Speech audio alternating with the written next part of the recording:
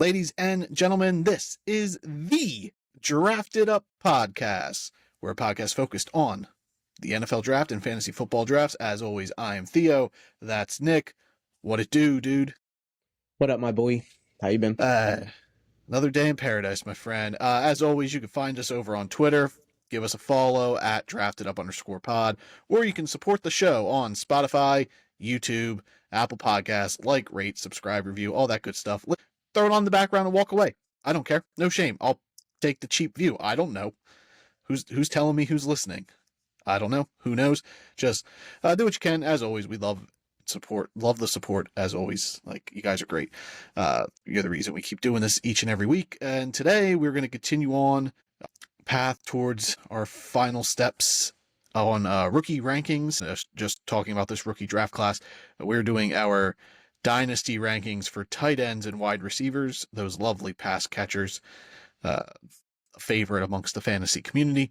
And next week, we'll finish it off. We'll do a 3-round rookie mock draft, and then we'll move on to the broader spectrum of fantasy football, which is the best. Everybody. Whole bunch of names coming soon. Still going through this 2024 draft class, though. Lots of names in it. Lots of talent. Hell yeah. Yeah. Always fun. It's the fun part about Dynasty, because then, like, it continues on that whole stuff. Like, the guys you get latched to, you can snag them up in your Dynasty drafts or pick them up off free agencies and, hope they hit. Hope that the hype you put into them. Mm-hmm. And you'd be like, look at that dude right there. Stashed him. Had it. Money. Called it. Saw it the whole time. We'll start with tight ends. They're the boring one. And then we'll do our wide receivers to end it off here. We got 11 tight ends because we have a tie at the 10. So 11 guys. Our tight end consensus number 10, we got 2 of them. It would be Tanner McLaughlin from the Cincinnati Bengals, who is your tight end 9. He's my tight end 11. And AJ Barner from the Seattle Seahawks. He's your 11, my 9. Mm-hmm. Go with McLaughlin. He's your guy there. And I guess I'll talk about Barner. I think Cincinnati drafted 2 tight ends, Eric All and Tanner McLaughlin. I think they have a real chance of running a lot of 2 tight ends in Cincinnati. And McLaughlin is more of a receiving threat than Eric All. I do have All ranked higher based on draft capital, but I think McLaughlin could end up being a decent catch option. He's ranked 9. I don't think it's gonna happen, but it could. Yeah, you were saying before we were recording that you wouldn't even draft half these guys, which is like McLaughlin's that guy you pick up, put him on your taxi squad. Eric All's got injury issues. Yeah. My problem is Cincinnati just doesn't utilize one tight end. They're just constantly running a rotation of dudes. Like Drew Sample's still there, I believe, and Tanner Hudson also still there. Like, they signed Irv Smith last year. He couldn't stay healthy, and when he was on the field, he was just cheeks. Now he's gone. Mm-hmm. Cincinnati doesn't value the tight end position, so it's really a crapshoot. You hope one of them sticks because Cincinnati's got this high-powered offense, but I'm not going to put all my chips in on a Cincinnati tight end. I do have All higher. You'll see him later, only draft capital-wise, so I don't want to stash up on 2 Bengals tight ends, but hey, if you got a taxi squad or, just an empty bench spot and you need to fill a tight end, throw a bullet at Tanner McLaughlin. Maybe he hits. If not, you always need guys you can cut, and he's one of them. Exactly. AJ Barner, he was my 9. Going to Seattle, Noah Fant's there, but he not a needle mover.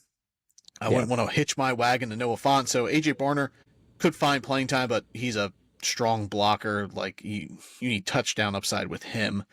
But the reason I had him higher was solely because, like, there's only one dude in front of him, and that's Noah Fant, whereas Cincinnati's got a big tight end room of just average dudes. Understandable. Barner and the guy we're going to talk about next, they're just straight blocking tight ends that you're going to hope for, if you have to play them, they're going to get 2 catches and 1 touchdown. Their options at, like, daily fantasy, when you're, like, betting every Sunday, they're going to be like, oh, can this guy get a touchdown this week? That's pretty much what you're looking for these guys. Yeah, these guys, they're not really viable roster options unless you're in a real deep league. Like, we're in a 32-man league. I would take AJ Barner because one of my tight ends is Tommy Tremble in that league. Oh, hell yeah. Those leagues, for sure. All of these guys are draftable in a 32-team league. But your standard 12 10-team leagues, even 14, I'm not really pushing to get a lot of these guys. Our tight end 9, Tip Raymond, we both have him at 10, just like AJ Barner, just a block guy. And like the only reason I even have Tip Raymond in my list is draft capital. He was a third round pick. He was the third tight end taken.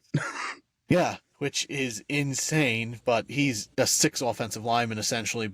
Touchdown upside, and if Trey McBride does get hurt, he's next in line, so he's going to see, because Arizona utilizes their tight ends pretty well, but Tip Raymond has a worth very stash, but Mercedes Lewis type career ahead of him, where he'll be playing for the next 20 years as a tight end too, blocking his way for great tight end rooms is what he's going to do. I'm put Mercedes Lewis tight end 46 on my big board. I don't even know if he's like retired. Yeah. No idea. Yeah, Tip Raymond, like you said, he's a lineman essentially, but touchdown upside, fill in if a starter's injured. But, again, just like Barner and McLaughlin, throw him on your taxi squad. Maybe you'll strike gold. If not, you got a guy you can move on from. Tight end 8, though, on our board here, he's a little intriguing in my eyes.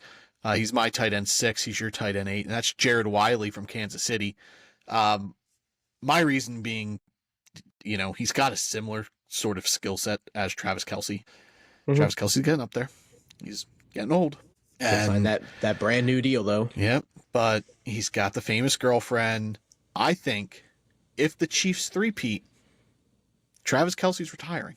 He's walking away. He's walking away. So. He's just signed on a 2-year deal. Yeah, I don't think he cuts his deal short, dude. I think that's more of a cap thing, make cap room situational. But I think if the Chiefs three-peat, that's the whole plan. Like, that's what they want to do. I think that is his walking papers. He turns him in and he does the deal with Taylor Swift, travels the world with her, and just podcasts and whatnot. But Jared Wiley, though, he has that similar skill set. Super athletic dude, really good at just finding the middle of the field like Travis Kelce. So like he's intriguing to me. Like if I was a really good team in Dynasty and I have my last pick in the 3rd round just sitting there, I'd throw a dart at Jared Wiley. Yeah, I look at him as a couple of the other guys. He's a taxi squad guy. He's a guy I would keep on my team to keep from other teams just in case. But I don't see much value in him. No, like after Travis Kelce, like Chiefs do utilize more tight end like Noah Gray, and I don't think Blake Bell's there anymore. I think Wiley is more upside than those guys are, older. They've been in the room for a while, but I like the skill set similarities to Kelce, and I think there's a world where they just slide him in when Travis Kelce retires, and hey, the Chiefs tight end's been a super valuable fantasy option for years, whether that just be the Chiefs option or just Travis Kelce being an all-timer. But I would throw the dart at Jared Wiley. Moving on to 7, your tight end 6, my tight end 8. Would be Cade Stover for the Houston Texans. Yes. Yeah, Houston. Yes. Cade Stover, it's funny because when we talked about him in the Couch Scout, I said he'd be like a Dalton Schultz kind of guy, just like he's not super athletic. He's just this kind of reliable tight end, and that's who he's backing up. So maybe 3rd stringer. They have Brevin Jordan, who's their super athletic dude. But Cade Stover could fall into playing time. Like Dalton Schultz has been injured in the past, so upside there. Also super high powered offense. Like you want to find bits and pieces of that Texans offense. I don't know how much value Stover has early because he's the 3rd tight end, and even if he was on the field, he'd be the 6th option at that point. But I know you liked Stover a little more than I did in the draft process. So yeah, I love Stover as a prospect. I do like the landing spot in Houston, but you brought up that he's possibly their 3rd tight end this year. Going forward, he should be their tight end too, but this year is probably 3. But then when you start adding in the receiving options and Joe Mixon in the backfield, he's not going to have any type of fantasy output at all, which is a shame. But he's going to be a good backup. Yeah. He'll forever be like a really good tight end too. Honestly. Yeah. Oh yeah, for sure. He's draftable too, because if Dalton Schultz goes down, I think he slides in a little better than Brevin Jordan. Brevin Jordan's more of a change of pace tight end to me, whereas Stover's a more kind of fill the role of a stopgap starter. Yeah, Stover's a good tight end that can slide in for a few spot starts. Next up on the list, tight end 6 for us. He's your 7. I got that wrong. 1, 2, 3, 4, 5, 6, 7. My 7, your 8. there we go.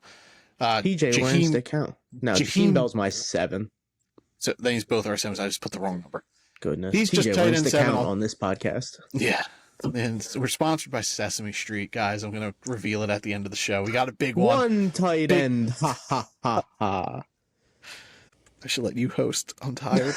Tight end 6, New England Patriots, Jaheim Bell. He's both of our tight end 7. There we go. I love Jaheim Bell in the draft process. It was just a matter of he's really kind of positionless. Like, he's too small to be a receiver, too big to be a receiver, too small to be an every down tight end. But New England loves those style guys. Like, Hunter Henry's not the biggest dude, but super reliable. I think Jared Mayo and Alex Van Pelt are going to find ways to get Jaheim Bell the ball. Like, I'm really interested in how New England utilizes him and further develops Drake May. Like, they brought in Javon Baker, Jalen Polk, Jaheim Bell. Like, they brought in rookie options with him, so they're going to grow together. So, like, I'm taking Jaheim Bell. I would give him a draftable grade in Dynasty. Like, Kate Stover, sort of in between. Like, I in the end would take Cade Stover draft wise, but Jaheim Bell, like, I would have a lock in my rookie draft. Take him. New England utilizes tight ends. Like, they love running 2 tight ends. They love gadget guys, and I think that's just what Jaheim Bell is. So, like, I'm really looking forward to seeing what they do. He's almost like a poor Ben Sinnott from Washington. He's the lesser version of that. And New England loves working with guys that they can force targets to. And I think in the middle of the field, he can be a decent option. So we'll see if New England sticks up with running 2 tight ends, because they do have Hunter Henry, who is their traditional tight end. And then Jaheim Bell could be their change of pace tight end. So. All right, top 5. My tight end 5, your tight end 4, Theo Johnson of your New York Giants. Johnson's big selling point is the fact that Darren Waller's future is so up in the air. Whether he plays this year or not, if he plays this year, like, who's to say next year he's not doing this again? So, like, really athletic dude, despite that not showing on tape. So, like, Theo Johnson, like, he could find his way into a role early on. Like, if Darren Waller retires this year, you're looking at a tight end split between Theo Johnson and Danny Bellinger, where, like, I assume Danny Bellinger starts, but I think Theo Johnson eventually would end up moving in if Waller leaves. Where do you stand on that? You're the Giants guy. Bellinger would definitely be the tight end 1 for the first little bit. I do. But I think Theo Johnson would end up taking that job very quickly, because he's pretty similar to Darren Waller, athletic-wise. And I do think we're really banking on him being Darren Waller in the future, because I don't think, even if Waller plays this year, I think this is it. This is going to be his last season. I don't think he would up and leave the team this late into the season already started. Yeah, into the offseason, yeah. But I think Waller ends up showing up, not the camp or anything, but he'll play this year. Will he be good? Waller? Yeah. He'll be okay. He'll be fine. He'll be fine. Nothing I've expected from the Giant Waller. I've expected so much, and it's just been miserable. Isn't it? Yeah. Tape wise, like, I did not like Theo Johnson's tape. Like, I didn't see any of the athleticism. Like, he looked slow, he looked clunky, but he tested out of the waters. Like, his testing was insane, and the stuff at the combine was crazy, dude. We'll see if it transitions. Like, he might just be one of those guys who's a much better pro than college player. Like, yeah, Penn State's produced tight ends, Pat Fryermuth, Mike Gesicki, but none of them really done much pro-wise. Like, they've had good years, a good year each. I was just say they've had like a spot year here and there. Yeah, but they haven't stuck. So we'll see if Theo Johnson falls down that trend, or if he kicks the buck there and becomes a viable option dynasty-wise. Next up, tight end 4. We brought him up earlier, Eric All. He's my 4, your 5. I wrote it backwards on the thing here. I have him as your 4, my 5. I remembered, though. Cincinnati tight end. He was drafted earlier than Tanner McLaughlin, which is why I have him so high. And Eric All's tape, when he's healthy, was really good. Like, really good, like, traditional inline tight end, good to decent blocker, good pass catcher, pretty athletic. Like, he transitions well to the NFL the way he plays. It's just a matter of, you got this guy he's had the back surgery, a neck injury, ACL injury. Like, he's been banged up all the time. So like that is concerning for sure. Mhm. And Cincinnati, I think, did fall back on that, and they took Tanner McLaughlin. So if Eric All does, get hurt or struggle to stay healthy, they have a fallback plan. But if he stays healthy and Cincinnati starts utilizing the tight end position, Eric All could be that guy. So that's why I have him at 4. I mean, you had him one spot lower at 5. I assume Theo Johnson potentially being the tight end this year is really the selling point there for you. That and more of his athletic ability. Fantasy football tight ends really, the top 10, like the top elite fantasy tight ends are all very athletic guys. Usually they're not guys that can do a little bit of everything here and there. They're all guys that go out there, get targets, get catches, and I think Theo Johnson is better at that than Eric All. Next up, tight end 3, Jatavian Sanders, Carolina Panthers. We each had him at 3. He should see the field immediately. Like theoretically, yeah. Like I know they like Tommy Tremble. He's young, but I don't think he's gonna be much to stop Jatavian Sanders from seeing the field. Like I think the only thing to keeping Sanders off the field is gonna be Jatavian Sanders. That and it's just Carolina in general. This year I can't trust Carolina. It's insane. I think he's gonna be fine, but I don't know. I just don't know with what Carolina's pulling. Yeah. I wouldn't trust anything with Carolina this year at all. So Dave Canellis, their head coach, last year was Tampa Bay's offensive coordinator. Year before that, he was in Seattle. 2 offenses that didn't necessarily utilize their tight ends. Noah Fant, we brought him up earlier. Not a needle mover. Really athletic guy. Like Jatavian Sanders could be Noah Fant. He could have a week or two, but end up being a guy who's at the, a spot start tight end here and there, and like not a guy you can reliably put in your lineup. And Cade Otton was the same. He was real touchdown dependent, target dependent, and it was super inconsistent on when he got those chances. So like that does worry me a bit with Sanders, especially because they also drafted Xavier Legette and Jonathan Brooks. So like they're getting other weapons for a potentially bad quarterback in Bryce Young. Like we don't know where he stands.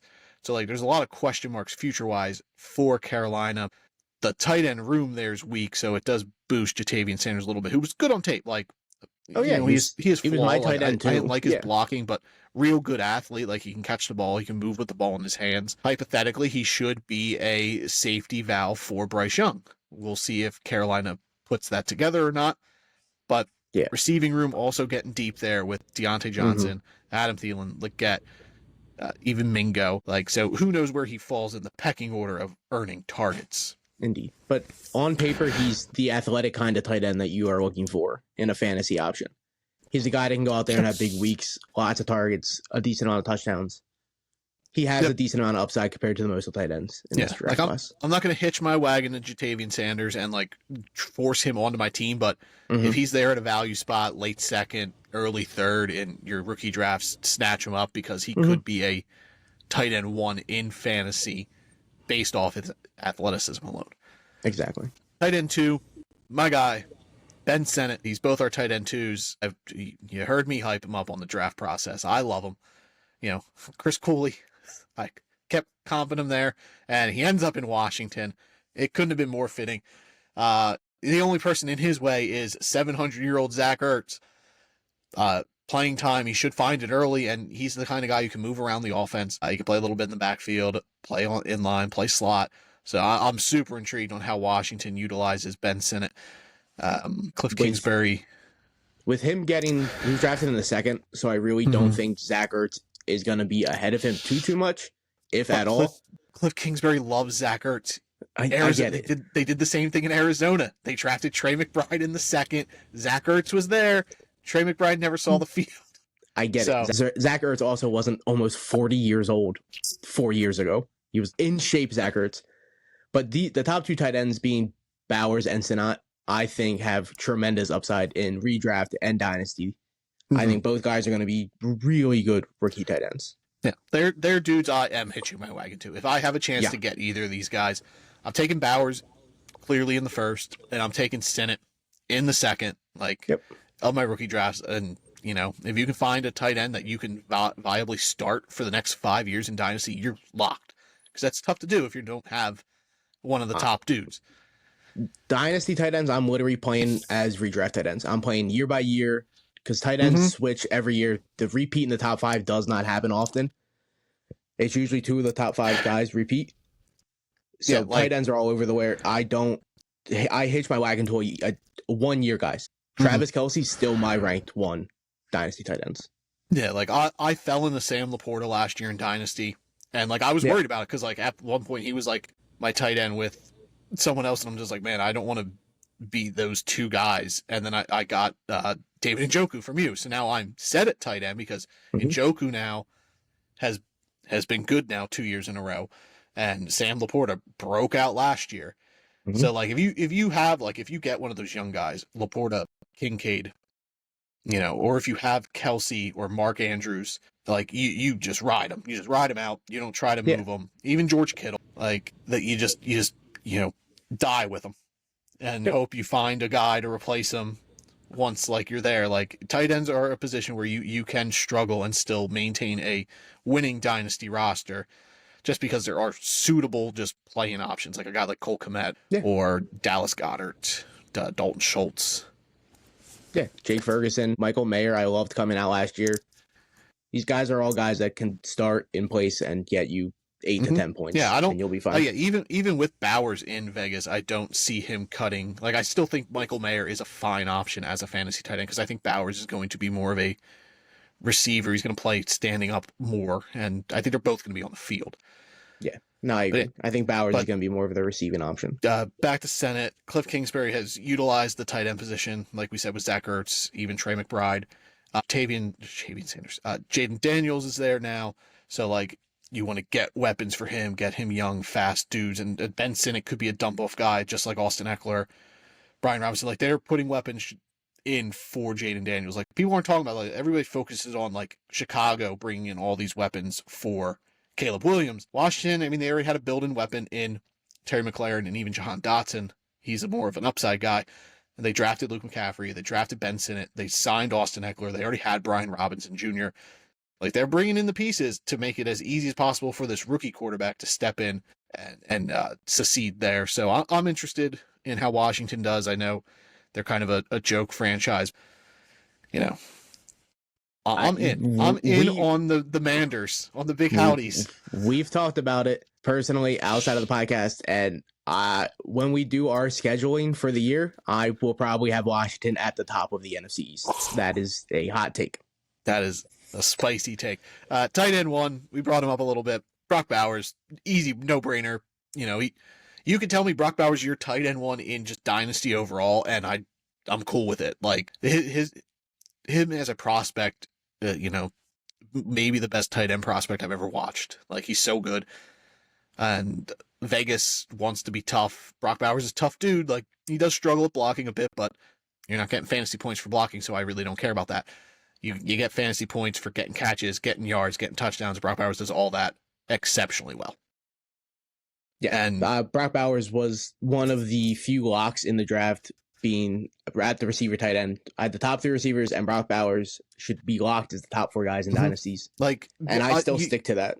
You should be looking at Brock Bowers like a receiver. Yeah, I agree. He's a tight end, but he's wide receiver 2 on that team behind Adams, and realistically, like he's going to be wide receiver 1 because Adams is getting up there in age. Who knows how much longer he's going to be in Vegas? Like Brock Bowers is going to be option 1 there, and in as the future, a tight end, like he could be Travis Kelce in terms of fantasy production. Yeah, exactly. That's the kind of build he has in the playing style. And I think with Adams on the way out, it's talked about every year. Is he going to get traded? Is he going to request a relief? So Adams is always a question mark year to year. I think Bowers in Vegas is going to be a great fit for the next 8 to 10 years, and he's a guy that you would bet the house on. Yep.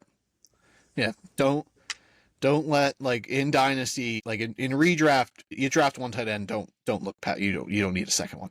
In dynasty though, like if you have a strong tight end, don't let that scare you away from drafting Brock Bowers. Like if you fell into, like I have Sam Laporta, like I said, or if you have Dalton Kincaid, and in the first round of Brock Bowers is still sitting there, and you don't have like a glaring need, like if one of the big 3 receivers aren't there, like don't force Keon Coleman or Brian Thomas or Xavier Worthy into your team. Just draft Brock Bowers. Like okay, or you could draft Jonathan Brooks or one of the quarterbacks, but like don't let the tight end position like if you're set there, shy away. Like it's like one of the pieces, whether it be the guy you have or Brock Bowers, has trade value in Dynasty, and you can move them. They're an asset one way or another. It's hard to find locks in football, and when you find a lock, you take it. And the top 3 receivers and Brock Bowers are locks in drafts. And I don't. Yep. I think they should be the top 4. I don't think a quarterback should go above them. And that's coming from me. I don't value tight ends, but I do value Brock Bowers, and I do value catches. There you go. There's our tight ends. Tight end 10, we'll quick recap. Tanner McLaughlin, AJ Barner, we have them tied. Tip Raymond, 9 from Arizona. Jared Wiley, 8 from the Chiefs. Kate Stover, Houston at 7. Jaheim Bell, New England at 6. Theo Johnson, 5 for the Giants. Eric All, Cincinnati at 4. Jatavian Sanders, Carolina at 3. Ben Sinnott, the Big Howdies, the Washington Commanders at 2. And Brock Bowers, Vegas, 1. Here's where we'd be like, we're taking a commercial break, but we don't have sponsors. We don't do commercials. So we're just keep on trucking here. You guys just pause if you need to take a break. We're jumping into our wide receivers. We got our top 21 because just like tight ends, we do have a tie at the bottom of the list. Tight end 20 are ties. Your number 20, my 21, and then your 21, my 20. Bub Means from New Orleans and Malik Washington from the Dolphins. Bub Means, we were in early on him in the draft process, and you stayed with him. He just kind of stayed there, like he floated. Like I liked him, but like you loved him. Whereas Malik Washington, I adored. That is my dude. And like I said on our draft recap show, I get it. He was drafted in the 6th round, and that's not good draft capital. But going to Miami, like he is still even with them signing Odell Beckham, he still has a shot to be the wide receiver 3 on this team. Like Odell doesn't stay healthy. Jalen Waddle gets hurt every game. It feels like he's coming out. Braxton Berrios, he's just a depth guy. Like Malik Washington could still find playing time on this team, and like he's the guy at like the end of my rookie drafts or priority waivers. Like he is a guy I would target just on the fact like it's Miami's offense, and he could fall into playing time. So like that's why I have him at 20, mostly because of draft capital. Like I had him way higher in our rankings when we were doing receivers. Like he was in my top 15. So, like, I am throwing the dart at Malik Washington. I would even throw a dart at Bub Memes. He could be the wide receiver 2 in New Orleans. They do like Rashid Shaheed. I'm worried that they also love A.T. Perry for some dumb fucking reason. Just big body. I get it. But Bub Memes, I think, ends up outproducing them. Probably not this year. It's definitely not Shaheed. Shaheed's going to be there, too. But I think Bub Memes' future is bright. Feels like a combination of A.T. Perry and Rashid Shaheed. Like he can do a little bit of the vertical stuff. He's a little bigger, but like I like Shaheed redraft Dynasty. I would throw a dart at him. Big play capabilities. 100%. Like that dude just scores touchdowns or gets big bombs. Derek Carr fucking loves that guy. Yeah, and Derek Carr loves Shaheed, and he's going to get the ball to him. And that Chris Godwin's just like, what the fuck am I doing here at this point? Olave. That's what I meant, Chris Olave. But I think Chris Olave and Bub Memes are going to be a really good 1-2 in New Orleans in like 3 years. Once Derek Carr's out of there. Yeah, fuck that guy. Get Olave the ball, bro. Shaheed to me is a wide receiver 3 just in general. Like I don't think he's a wide receiver 2 in offense, but like if Bub Memes hits, like Memes, Shaheed, Olave, like I like that upside. Hell yeah. Get a young quarterback in there who's not Derek Carr and try to cook. But both these guys I think are the dart throw dudes. I think 19 up are more guys like you can draft and be content like what kind of value you're going to get in them. Like I think they're good bench pieces or occasional starters. These last 2 guys like just throw the bullet, hope they hit. Exactly, yeah. I think the top 19 guys should all definitely be on rosters for sure, and then after that it's kind of who you personally like. Yeah. Call your shot. Yeah. Yep, and I was calling my shot with Malik Washington. You've been on Bub Means. We both had him in our top 20 wide receivers coming into the process. And, wide receiver 19, 3rd round draft pick somehow. Like that blew my mind. Back to the Big Howdies, the Washington Commanders. Luke McCaffrey, wide receiver from Rice. Washington drafted him at the end of the 3rd round. You have him at 18. I have him at 19. McCaffrey could fall into that Curtis Samuel role. Like definitely. Motion guy, play a little bit out of the backfield, short dump offs, like options there for Jaden Daniels if he wants to take it. I know you're higher on McCaffrey than, he might not be. He wasn't in your top 80, was he? Not this year. I'm higher on him in general. as like Okay. a player. McCaffrey's going to go out there and he's going to catch every ball thrown his way. He is my And- 80th guy in my wide receiver big board. Okay. And then you brought up the Curtis Samuel role. Curtis Samuel in 12 to 14 team leagues was always on teams constantly. Curtis Samuel, like you as a look at a team, you're like, who do they got? And like, oh, they got Curtis Samuel. Okay. And then one week Curtis Samuel drops 40 points and you're like, what the fuck, dude? He was always finding ways in the lineups and rosters, like redraft dynasty wise. Like I was just standing out Buffalo and like I went back to look at Curtis Samuel and like 3 of the last 4 years he had 90 to 100 targets. Yeah, he's good. He's just and the good. year he didn't, he was hurt. He missed the whole season. Yeah, he's a really good NFL player, and like coaches like him. They get him the ball, and Luke McCaffrey's gonna be very similar. He's gonna go in there. He's gonna work his ass off. He's gonna get the targets he deserves. I think him and the other 2 receivers in Washington are a huge threat to be fucking with, dude. I love I'm Jahan so scared Dotson. of Washington, dude. It won't last. Jahan Dotson could bomb though. Like we were all in on him last year, and he wasn't great. And if he's not great again this year, Luke McCaffrey could slide into the wide receiver 2 role. Like there's a world where like that happens. I agree. And Jahan Dotson's just out of town, and you got McCaffrey and McLaren with Ben Sennett and Eckler and Robinson with Jaden Daniels. As high as I had Dotson ranked, I can't see that happening. I really think Dotson takes a swing back to his rookie season. I agree. And then McLaren's going to be McLaren. And then they have 2 really good running backs in Eckler and Robinson. They brought in probably the best coaching staff this offseason. Their coaching staff's unbelievable. Their front office is great. Yeah, man. Sure, here we go. Washington's the team I'm in on for some reason. I hate it. I hate it, dude. But yeah, Luke McCaffrey, he could be a viable. I don't think he's a guy who's going to make plays, win you a championship, but he's a guy you could slide into your lineup and get a solid 10 to 15 points from, especially in PPR, and just be like, okay, that's a good floor play. Good floor fantasy play. Yep. You're like, okay, I need a nice flex play. McCaffrey's an option here. He's going to get you between 8 to 12 points on an average day. Next up, I think similar skill set, wide receiver 18 for us. You have a 19, I have a 16. Jalen McMillan from Tampa Bay. I think Jalen McMillan could play that Chris Godwin role, and Chris Godwin's always on his way out. 1 year it's actually going to happen, and I think McMillan could easily slide into that role. And, Godwin was a fantasy producer for a handful of years. Like, he got targets, got catches, got yards, never really got touchdowns. And I think Jalen McMillan could do that with a little more big play upside than Chris Godwin really allowed there. So, that's why I had him a little higher. Like, I like McMillan. I think he's going to do some damage in Tampa Bay. I would stash him up, especially if you have like Chris Godwin. I'm taking the roster spot, putting him at Jalen McMillan, and if I can move Chris Godwin, I'd move him. Like, he's a guy I'm trying to trade away. I have him in a handful of leagues, and I'm just trying to find a way to find somebody to take Chris Godwin off my hands. Like, I don't even want anything, which is crazy because like I love Chris Godwin. I don't think the door is going to be very open for him to be a fantasy option much longer. Yeah, I agree. Godwin is a guy that people should have been targeting to trade for the last 2 years. You should have been trying to get rid of Godwin. I like Trey Palmer, and that's the reason I have McMillan a little bit lower. And they're opposite skill sets. I do get it, but I really like Palmer in Tampa. And I wasn't really too high on McMillan. I think he'll be fine. I just don't see him as a surefire kind of option to like Luke McCaffrey, where I have McCaffrey as a guy that's going to go out there and get you what you need done. He's your 17, my 18. He is the complete opposite of these two guys, and that is Devontae Walker, formerly of North Carolina, now with the Baltimore Ravens. This dude is volatile. You never know what you're getting with Tez Walker.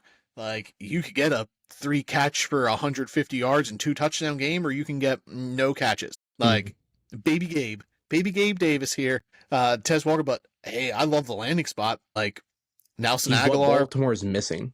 Probably not going to, after this year, probably out. Rashad Bateman just re-signed, but that guy has not hit on his first round draft capital. And then there's Zay Flowers, who was great last year. And, Mark Andrews can't stay healthy.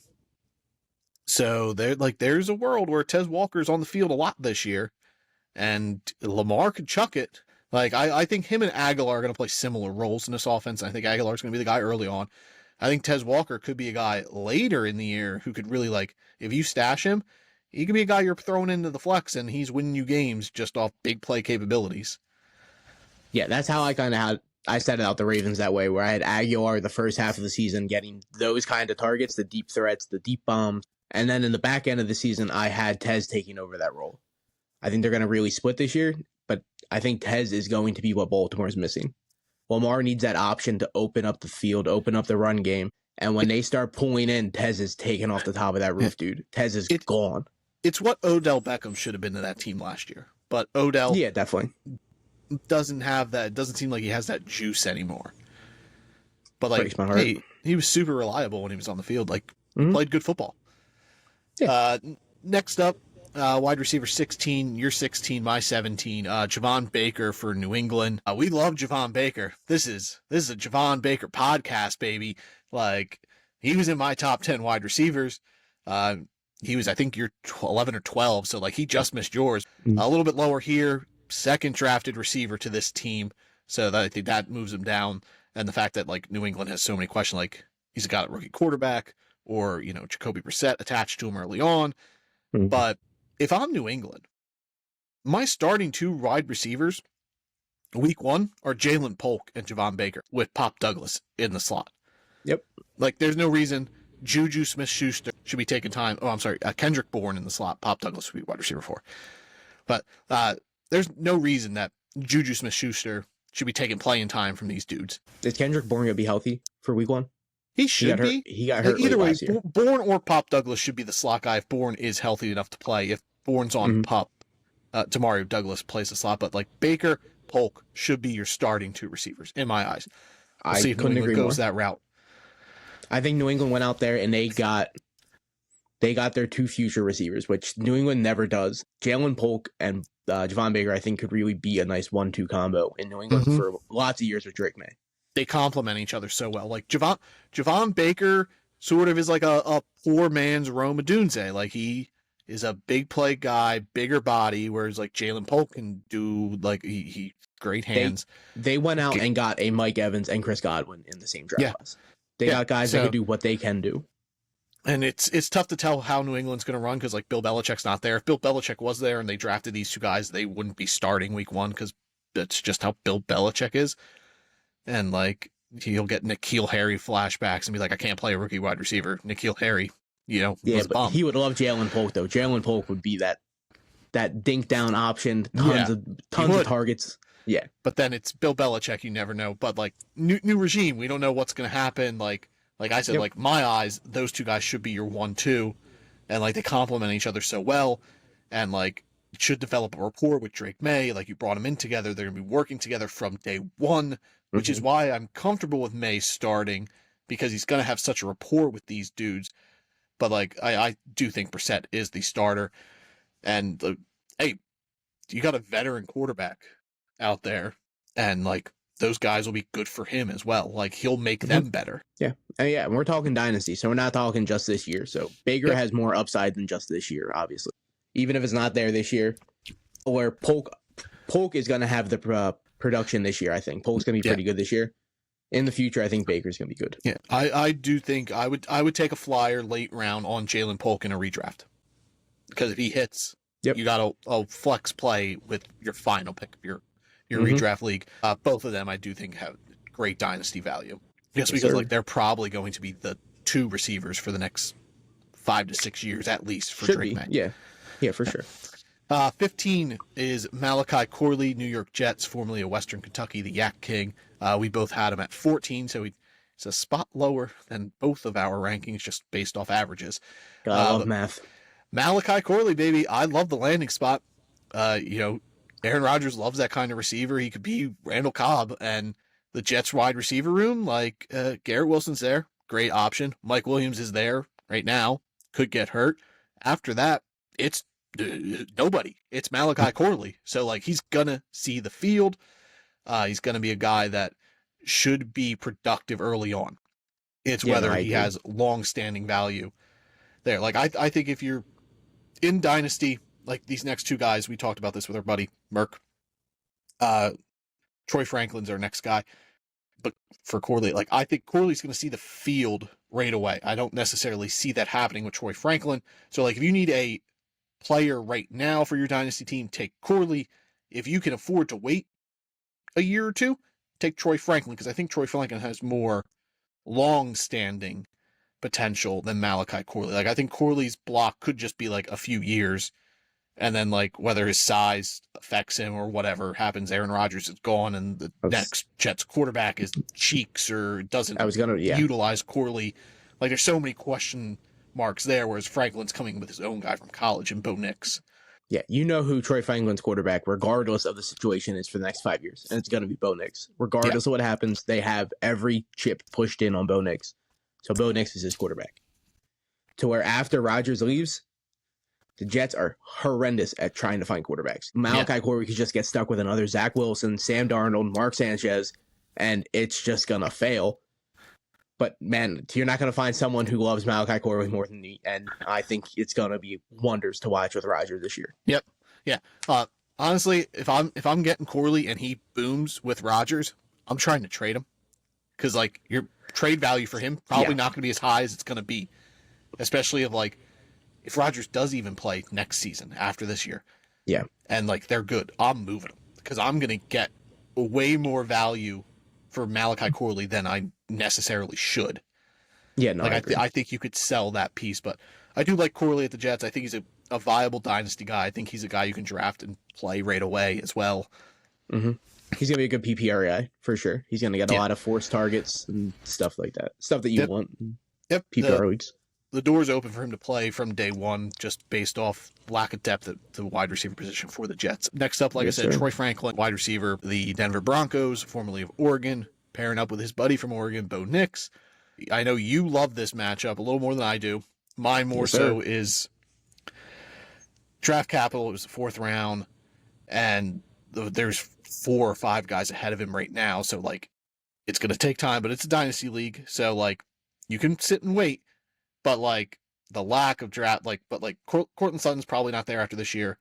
Tim Patrick, Josh Reynolds, not there this year. Like, really, really long-term wise, the only guy he has to worry about is Marvin Mims. Marvin Mims was great when he was on the field last year. So, like, those 2 guys are probably the 1-2 next year or the year after for the Broncos. Even Mims, though, you kind of got this feeling they just don't like that guy. They did not have him on the field nearly enough. He was the first draft pick Sean Payton made as a Denver Bronco, and he traded up to get him. So, like, it's super weird. And I get it. And it just didn't show last year. But, like, Sutton's going to be the one.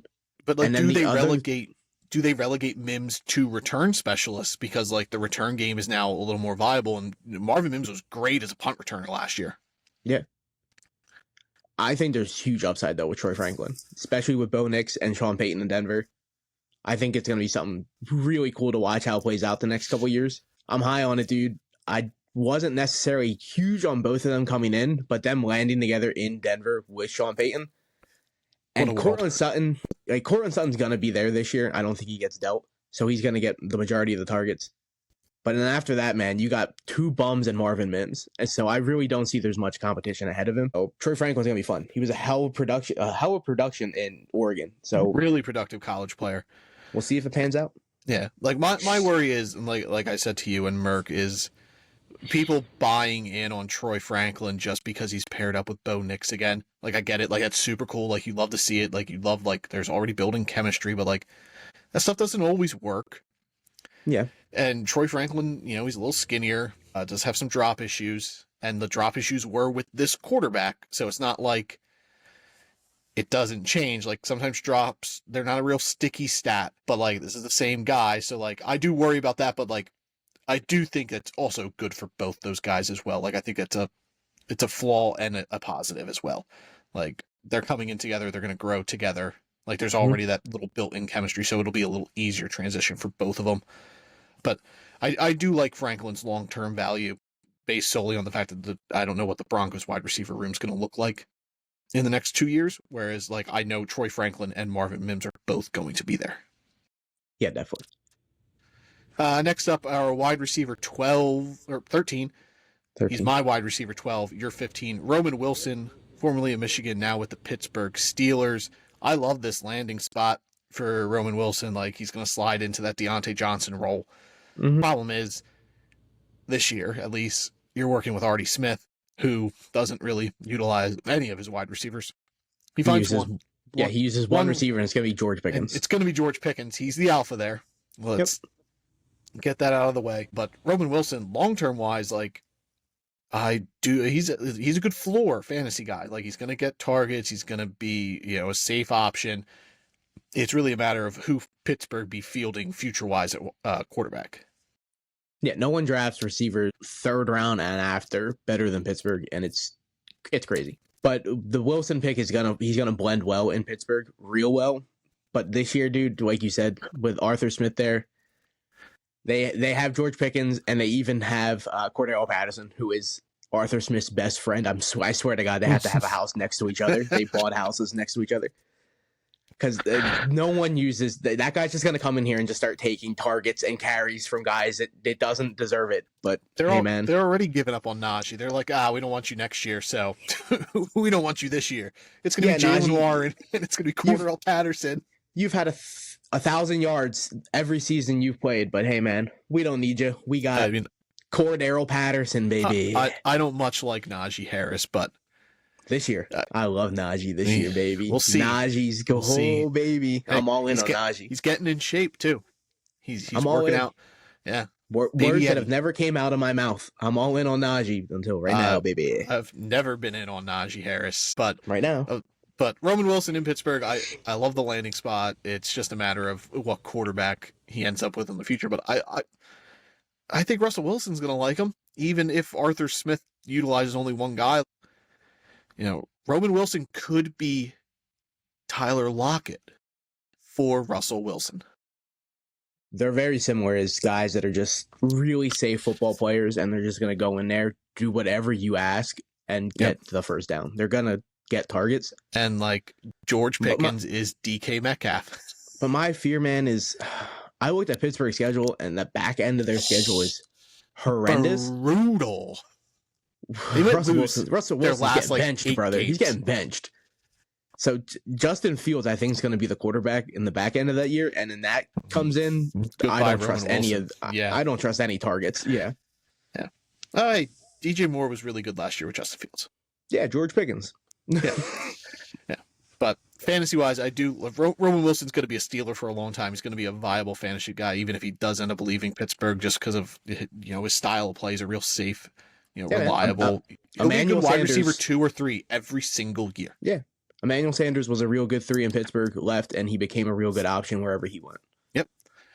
Next up, wide receiver 12, Cincinnati Bengals, Jermaine Burton. He's your 11, my 13. Burton's real big upside is the fact that T. Higgins probably is not there after this season.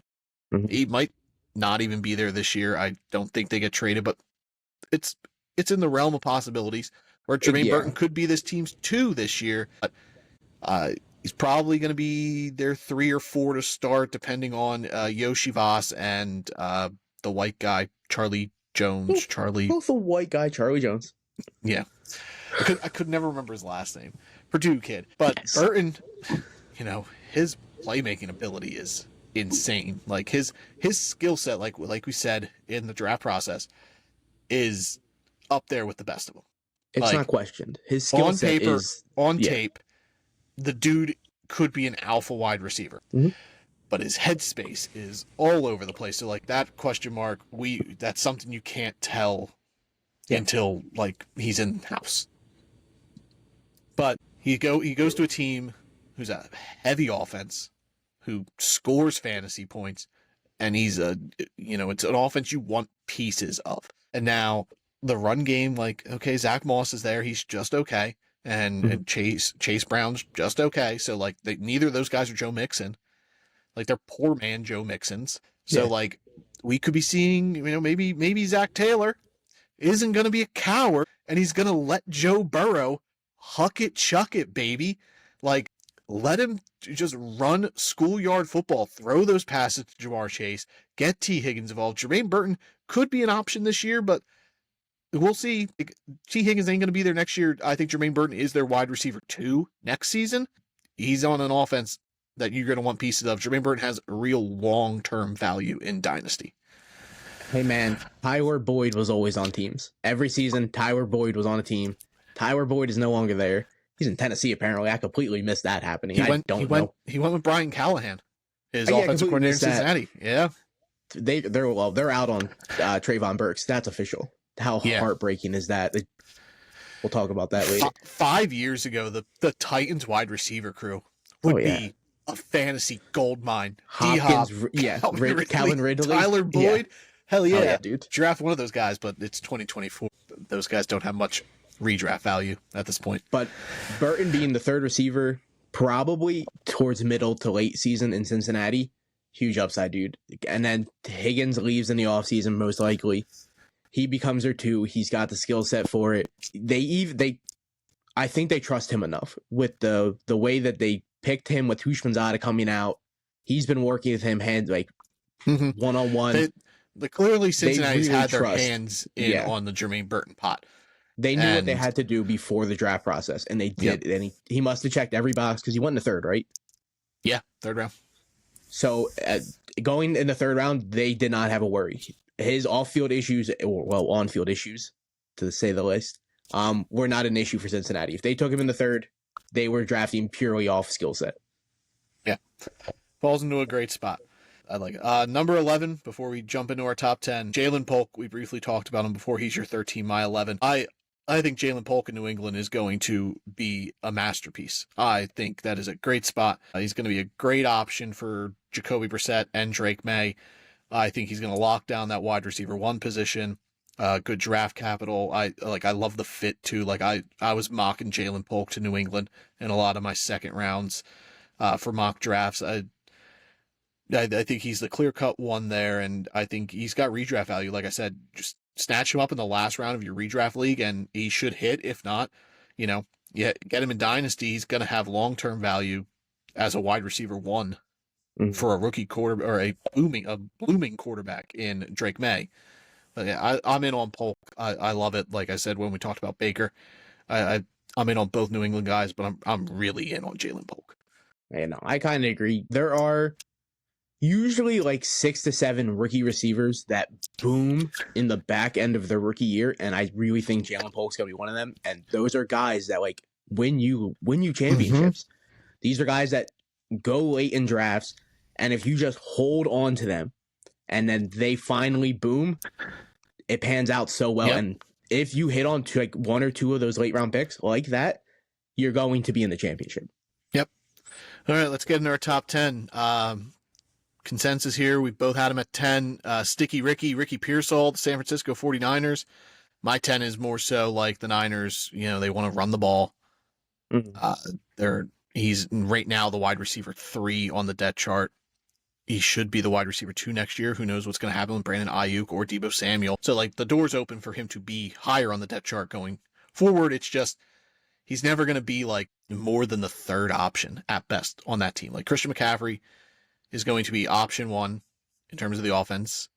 Passing the ball, it's going to be Deebo or Ayuk. Even Kittle. And then, and then McCaffrey. Yeah. So then like, it's a matter of where he falls in the pecking order. And like, San Fran's always been like, there's just games. Like there's an Ayuk game.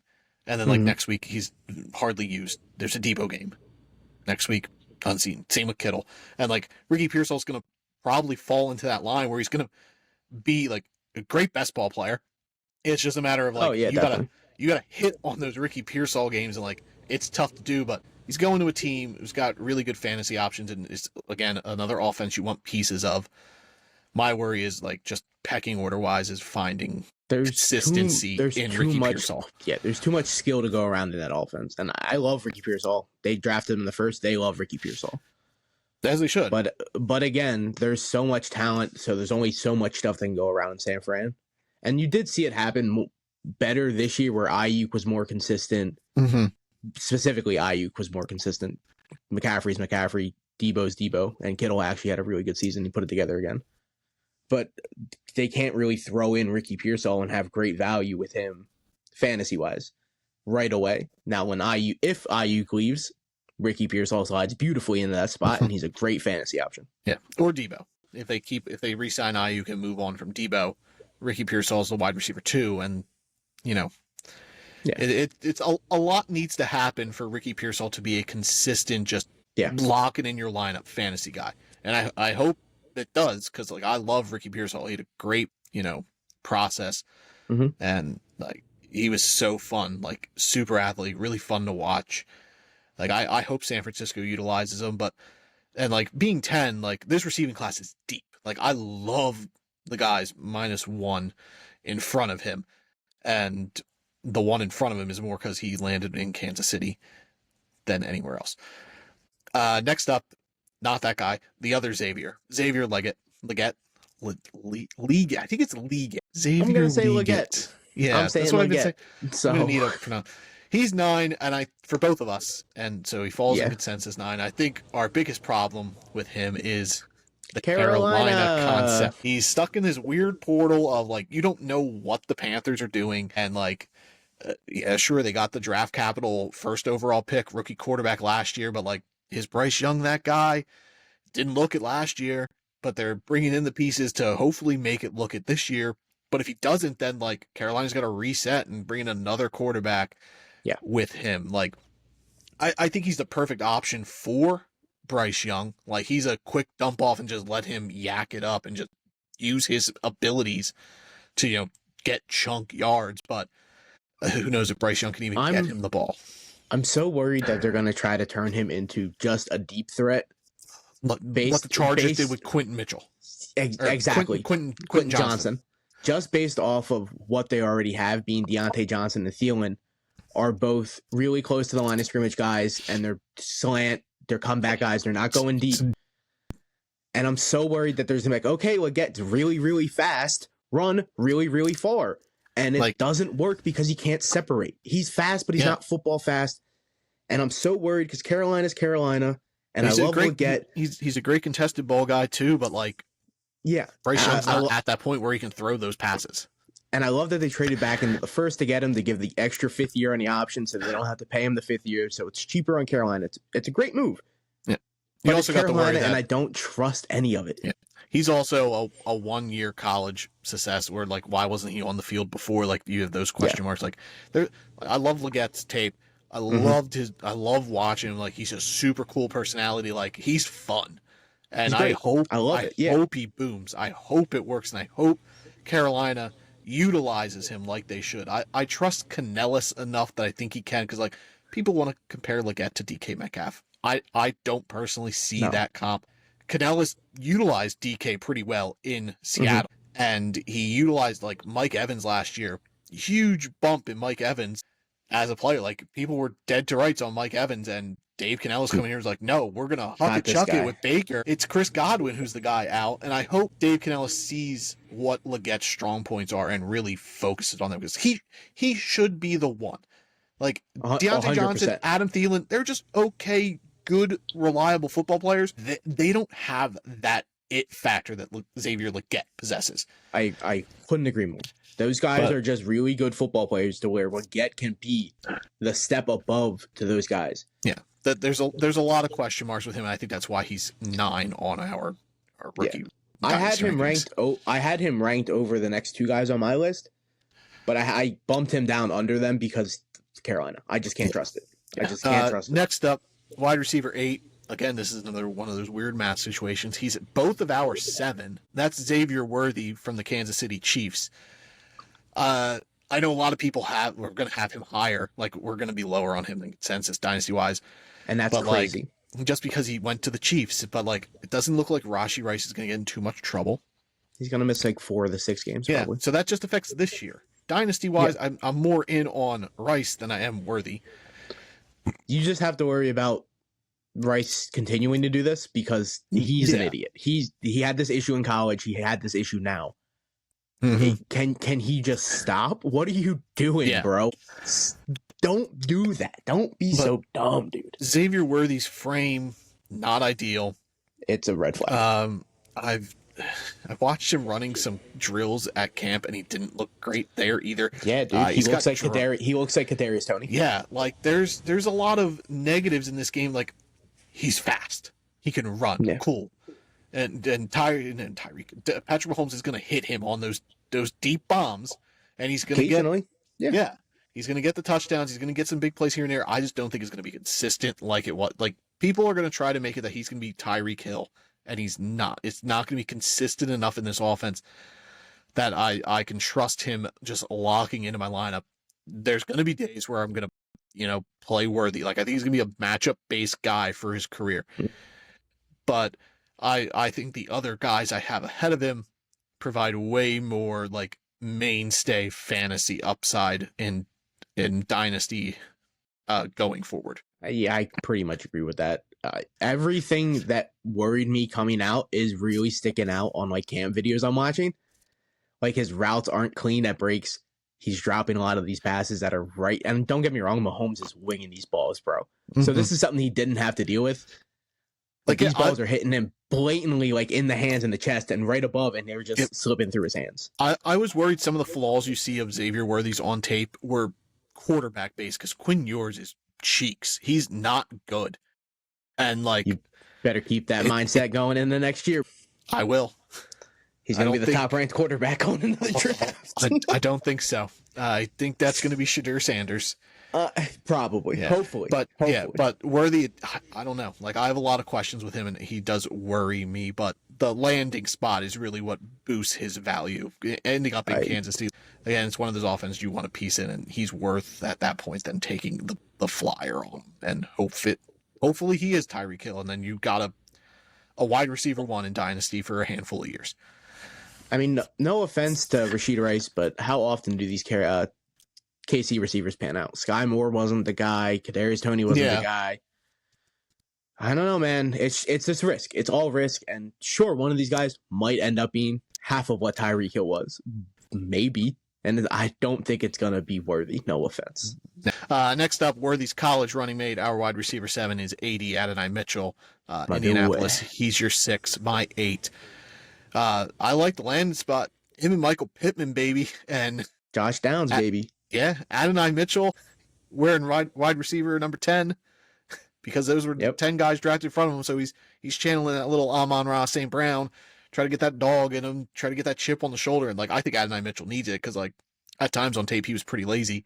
So, like, if this is the fuel that lights this fire, we said it in the Couch Scout series, like, Adonai Mitchell could be the best receiver from this draft class. Like, skill set alone, he has the capabilities. Him picking 10 shows you that he has that delusional confidence because he's like, those 10 guys that went, he's like, fuck those guys. I'm better than all 10 of those guys, by the way, and I'm going to prove it. Yeah. And I love it in Indy, dude. Indy's rocking a nice future offense. Richardson back there, they went out, they got him a nice weapon. They had Pity City. They got Josh Downs. They know what they're doing in Indy for sure. Yeah. Jonathan Taylor, like, the offense is there for Adonai Mitchell, like, and he doesn't have to be the guy. So, like, it takes a lot of kind of that off him where, like, things are going to be open for him for a bit because Michael Pittman's going to be the one. Like, I think they complement each other really well. I love it going forward. Like, Adonai Mitchell's worth, a late first, maybe early second in your rookie drafts, depending on how the boards fall. But I'm putting my chips in on Adonai Mitchell. 100%. Next up, speaking of putting my chips in, our wide receiver 6, he's your 8. He's my 4. That's Brian Thomas Jr. from LSU, currently with the Jacksonville Jaguars. Let me tell you, I think he's their wide receiver 1 this year. I've been saying it. I love BTJ. I think he has 1,200 yards this year and close to 7 touchdowns. Like, I think he is the piece that this offense is missing that could push Trevor Lawrence back into this superstardom that he was supposed to have. Because, like, Christian Kirk's good, but, like, he's just a guy. He's a reliable piece. Gabe Davis is just, he ain't it. Brian Thomas Jr. is it. I've said it from the start. Like, I'm in. Like, draft Brian Thomas Jr. Like, I think he is as safe as Rome, Neighbors, Harrison. Like, I've always felt that. It would not surprise me if he went out there and got 1,200 yards and have 7 touchdowns, like you said, because that's what Jacksonville rookie receivers do. That's what weird LSU receivers do. And then they all fizz out because that's what Jacksonville receivers do. I think he's going to be fine. I don't think he's going to be great. I don't think he's going to be, I think he's going to be fine. I think he's going to be okay. I think he's going to be like an 800, 900 yard kind of guy. Yeah. Pretty much every year. I don't see that. see Brian Thomas Jr. as a consistent, like, high-end wide receiver 2 in fantasy football every year. Yeah, see, I see him as he's like a really good field stretcher, and that's like what I see him as. I don't think it's gonna be. I think he's gonna have seasons that boom because of how he plays, but then I think he's gonna have seasons that are just not there. I think he is a alpha wide receiver, and I think he's gonna be an alpha wide receiver in Jacksonville. I said it here, maybe. I know I've told you, but like I could see Trevor Lawrence with 5,000 yards passing this year. Like That's a lot. I think Brian Thomas brings a dynamic piece to this offense that it is desperately needing. See, I don't think he changes that much more than Calvin Ridley had last year. So I think he's better. See, I don't. I really don't think he's better than Calvin Ridley. And I was all in on Trevor Lawrence last year, and it bit me in the fucking ass, dude. It bit me hard. Well, we'll see. Because now I'm all in on Trevor Lawrence, baby. Yeah. Hey man, we can't agree on everything. Yeah. But Brian Thomas, like I'm pushing him into my teams if I can get him. I want as many stakes at Brian Thomas Jr. in fantasy, dynasty, in redraft that I can get. Like he is a guy. He is my guy. Like I am hitching the wagon, baby, and I'm buying in on Brian Thomas Jr. Next up, top 5, wide receiver 5, your 5, my 6. A little bit of a safer player. Ladd McConkey, the Chargers. Yeah. Maybe the wide receiver 1 there going forward. It's a legitimate chance. It could be Quentin Johnston. We don't know. Who knows? But Ladd does feel like a Harbaugh guy. Like he does have the similar kind of skill set that like Harbaugh finds in wide receivers, whether that be Roman Wilson in college or his days in San Francisco with Anquan Bolden when he had him. And I think he's also just a Justin Herbert guy. I think he's going to go out there and really be like the Keenan Allen of that offense. He's a good replacement to Keenan Allen. Yep. He's going to eat those targets, baby. He's going to get a ton of targets this year because he's always going to be open. Every time Herbert looks at him, Ladd's getting the ball. And it's going to be great, dude. I cannot wait. He's just got to stay healthy. He's been banged up like every year. But hey, man, I'm not out here predicting fucking injuries. I'm out here predicting. Yeah.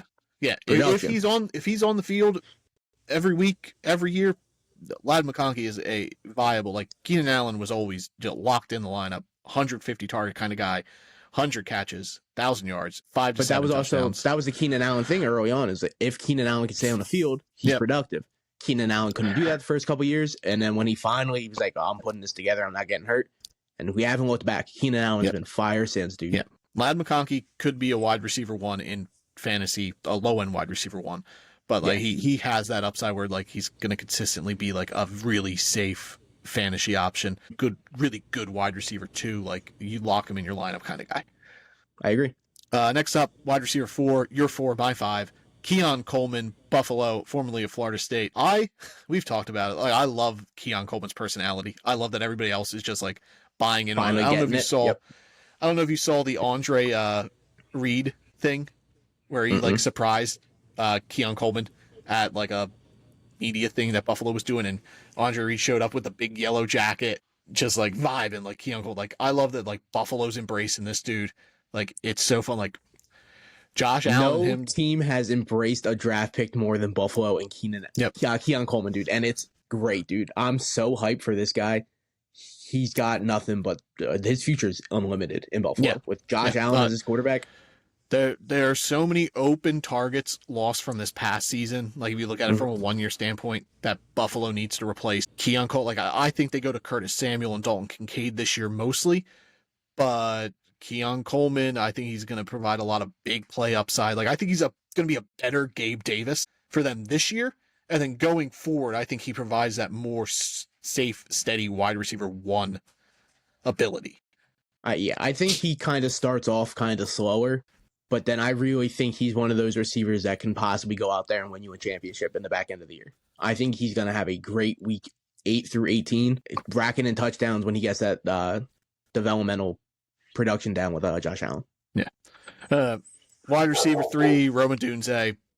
Breaks my heart. He's both I our wanted threes. I wanted to put him 2 so bad. I couldn't. I just couldn't. All 3 of these guys, we'll just go. Neighbors is our 2, Marv's our 1. They're top of the board. All 3 of them. should be the first 3 picks of your rookie draft. Odunze provides less value in redraft this year at least, but I think he also falls in that category that he could be that wide receiver who has a great end of the season stretch that's going to win you a title. But long-term wise, like, all 3 of these dudes are alphas. Malik Neighbors' questions are going to be quarterback-based. Quarterback play. Yeah. Whereas Rome coming in with Caleb Williams, probably not question mark. Marv has Kyler Murray. So, like, I could get putting Neighbors 3 like you wanted to, just because, like, Daniel Jones isn't going to be the guy. So it's a matter of finding the guy for Neighbors. But I think Neighbors is good enough talent-wise. He's quarterback proof. He's quarterback proof. Exactly. Like, he's incredible. Like, his targets are schemed in offense, not quarterback wise, and he's going to get all the balls regardless of who's throwing. Brian Dable's going to have so much fun with Malik Neighbors. We could have Schmuck Ash, Tommy DeVito back here winging the ball to Malik Neighbors for 1,000 yards and 100 catches, and Danny DeVito is the worst quarterback I've ever seen play the game. I hate that guy so much. But he's Rome Odunze, it's all set up, like. And he's Rome's future with Caleb Williams and DJ Moore are set. Like, Keenan Allen's a year rental, I think, just to get Caleb Williams really settled in, and Keenan Allen's going to embrace that, and it's going to be amazing. Yeah, Chicago's offense is like, Rome's not going to be the piece you're going to focus on all the time, so it's going to open up the floor for him to just do damage. And like, Neighbors, he's the clear one. Marv, same situation. Like, Trey McBride's there also, but, like, you know, you're going to focus on Marvin Harrison, whereas, like, Rome Odunze, it's probably not going to happen, and it's going to open up so much for him offensively for fantasy. A little glimpse into the future when we do predictions. There's a good chance I have the Bears representing the NFC when we do predictions. Going to the Super Bowl, baby. Big Ben took his team to the Super Bowl his rookie year. Fucking CJ Stroud almost took Houston. Second year. Either way, went to the Super Bowl. No, wasn't he 15-1 his rookie year? Yeah, I don't think they didn't make the Super Bowl. Then they made it to the championship game. I'm confident. They did. They lost to the AFC championship game. But I think there's a legitimate chance the Bears are in the championship game this season. What a take. I still think off the top of the dome they're finishing in 3rd place. They play a real easy schedule. I'd say second is their ceiling. The Lions. Hey man, all it takes is getting a wild card spot. Detroit's got the division. All it takes is getting a wild card spot and getting hot in the right time. Yeah. I think Chicago's got that. Yeah. They're gonna have a top 10 defense, dude. Chicago's gonna be fun. Yeah. But these 3 guys, you can't go wrong with them. Marv, Rome, Malik, like, they're all as safe as prospect dynasty wise. And if they fail, you're not gonna be like, dang, I can't believe I took Rome Odunze and didn't take Adonai Mitchell. Like, you're not going to beat yourself up over that. Like, you might be like, oh, I took Rome Odunze over Malik Neighbors, and Malik Neighbors boomed. Darn. There's a chance that one of the other receivers are better than the top 3, but the top 3 are still going to be good. Rome's still going to be a 1,000-yard guy every year. So it's not like you're biting yourself in the ass. Yeah. Though I do have a bit of an issue with how Marvin Harrison is handling everything so far since being drafted. Off-field issues are a huge problem, and I do not support it at all. So he's being real selfish, and it's really bothering me. At least he's not getting in trouble. I mean, he's getting sued. I don't know the logistics of it. Fanatics could be at fault. Like, they're haggling college players. I don't know if you heard about that. Like, they're like forcing these college guys to sign these deals, and then it goes into their NFL career, so they get them dirt cheap. Like, so I kind of see where Marv's coming from. Like, nah, you're not going to do us dirty like that. Like, yeah, but Marv still hasn't even signed his player agreement. And he can't even sell his. The team can't make money off. I know. Like, what are you doing, dude? It's a weird situation, but he's not going to be a Madden. Probably not.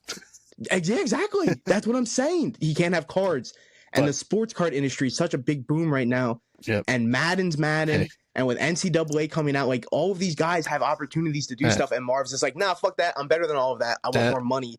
As long as he's performing on the field, I do not care. He's a true alpha. On the field. He's a true alpha. He doesn't care. Terrell Owens would have done the same thing, and you would have been like, fuck yeah, T.O.'s the greatest. Yeah, you are right. Fucking 14-year-old Nick would have loved this, Yep. and now I'm an adult, and I'm like, sign your fucking contract and fucking get out there and play football. Yeah, but there you got it. There's the receivers. I'm not going to recap them because There's 20 of no, there's 20 of them. But 19 of them are really good. Go out there, draft receivers, draft tight ends. The running backs are iffy. The rookies stacked. They're stacked, dude. Marv's got the best redraft value. Marv has he could be a first round pick redraft leagues right off the bat. But yeah, they're all great. Well, not all of them, but the top 3 guys, like all locks in Dynasty, like get them up, draft them. Don't hesitate. Like don't question it. They're good picks. Make it happen. There you go. That's it. Went really long today. 30 guys. It's a lot of guys. Dynasty ranking rookie wise, we're done. We're gonna do a mock draft next week, hopefully, and then we'll go from there. It'll be up in the air, and going forward, we don't really have a set schedule after that. What we're doing, so just stay tuned. We'll figure it out. We'll tell you. It's gonna be a lot of fantasy football stuff going forward here. Shit, if someone has a suggestion on what they want to see, if you want like list, just let us know. We'll list out some stuff. We're scouting out guys. Yep, and we'll be doing divisional stuff probably right around training camp in July, August area. Once real football like starts, yeah. Yep, and then we'll do our divisional predictions and Super Bowl stuff, all that good stuff. But there you go, Drafted Up Podcast. Thank you guys as always. Follow us on Twitter at @DraftedUp_pod, YouTube, Spotify, Apple Podcasts. Like, rate, subscribe, review, listen, all that good stuff. We appreciate it. Thank you as always. We'll see you guys next week here at the Drafted Up Podcast. Adios. Bye.